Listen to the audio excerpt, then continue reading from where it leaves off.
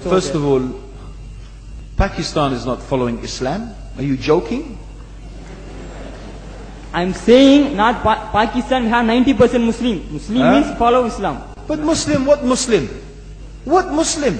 I remember 15 years ago, it's not today and I heard it's worse, 15 years ago I remember going to a wedding in Pakistan.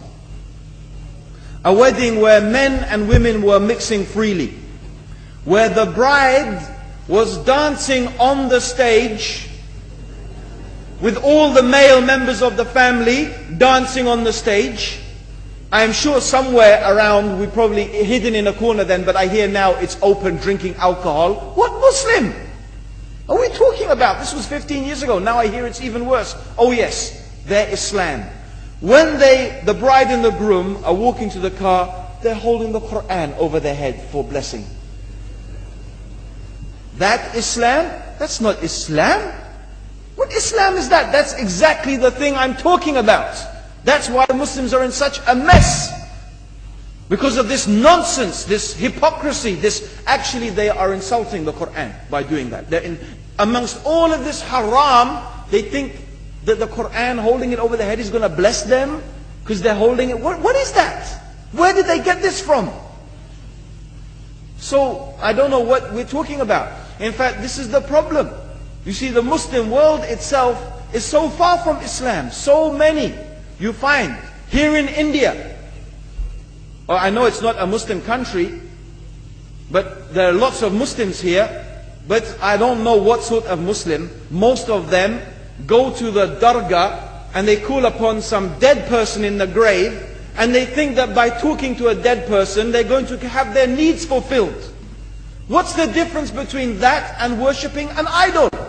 There's no difference, believe me. It's shirk. I've seen it myself with my own eyes. I'm praying in the masjid. The adhan goes. The people are praying in the masjid. And the people in the dargah are not coming to the mosque to pray. They're still going around the dargah and making all their whatever the things they do. What's that? That's not Islam. You go to many countries. You find Pakistan, you want to see Islam in Pakistan. You know, in England, in every street corner we have a pub. You know what's a pub? You know what's a pub? Like a bar, you know, a place where you sit and drink alcohol. Yeah? Yes? In Pakistan, believe me, they have something worse than that. Yes, worse. On every street they have a picture of a palm. Everywhere you see it, hanging from the windows. They have the picture of a palm. What's that advertising? Something worse than drinking alcohol. An invitation to disbelieve in Allah. That they're going to read your hand and tell your fortune. Shirk. It's shirk. Whoever believed, the Prophet said, sallallahu alayhi wasallam, whoever visits a fortune teller out of curiosity, Allah will not accept their prayers for 40 days. Whoever believes in the fortune teller has disbelieved in Allah and His Messenger. That includes, by the way, horoscopes.